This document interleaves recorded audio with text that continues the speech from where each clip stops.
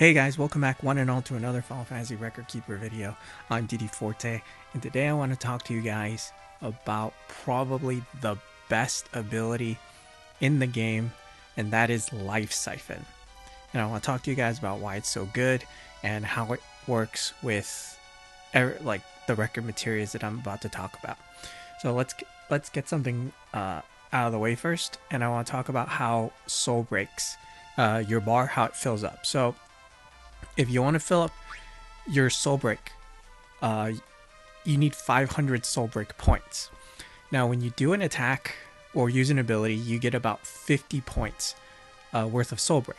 So, basic math, that would mean you need to do 10 auto attacks if you want to get a full bar of soul break, assuming you're not using any record materia that increases your soul break or the amount of soul break you get.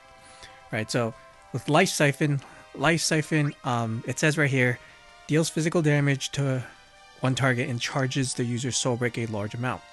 Now that large amount is by 3.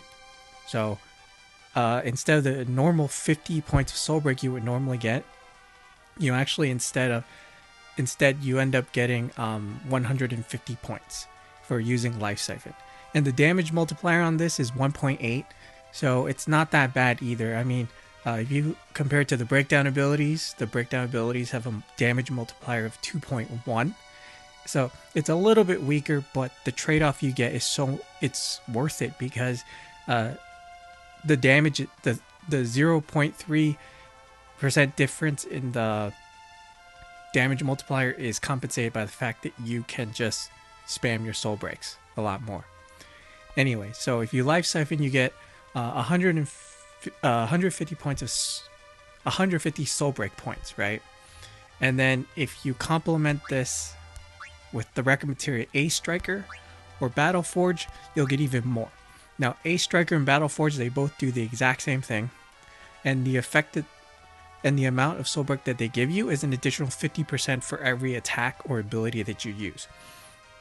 So if you combine it with Lifesiphon, which if you use it, you get 150 points. You get an extra 50% on top of that. That means you get 225 soul break points for one Lifesiphon. So if you use 2 Lifesiphons, you'll get 450. And at that point, you only need to do another auto attack or take a hit, and then you'll have a full bar of soul break. So at minimum, it'll take you 2 turns to get a full bar of soul break. At maximum, it will take you 3 bars of soul break. And the other thing about Lifesiphon that is so great that it doesn't say on the text anywhere is that Lifesiphon never misses. That's right. So even if you're using a full physical team and you get hit with a blind, that doesn't even matter if you're just spamming Lifesiphon to fill up your soul break, because soul breaks don't miss either. I mean, unless your character does melee damage and it's against a flying type boss, but other than that, your Lifesiphon and your soul breaks don't miss. And that is something that I had to figure out myself, or I kind of suspected it, and then I did some testing, and it is true. Like, if my party is blind, they don't miss Lifesiphon. Okay, so now the next record material that I want to talk about. Oh, and unfortunately, there's only 2 of these, like 2 record materials currently that are like this, Battle Forge and Ffrk. The other record material that kind of does this is Knight's Charge. Now, Knight's Charge fills up your soul break when you're using ability or taking damage. Now, the multiplier on this is 0.25 for each, right? So it's essentially like Ffrk, where you get 50% more soul break when you use an ability. Instead, you get 25% more soul break when you use an ability, and you get another 25% more soul break if you take damage. So the total amount of extra soul break you get is still 50%. It's just divided up differently. The other record material that's like this, I believe it's called Lionheart. It belongs to Squall, and you could use this with Lifesiphon as well. Of course, it'll take you a little bit longer because let's see, 150 times 0.25. I think that's like 187.5 or something like that. So you'll definitely need to use like one more life siphon, assuming you don't take any damage at all. So the next thing I want to talk to you guys about is how many should you invest in? Well, typically, I firmly believe that you need more than one, at least two.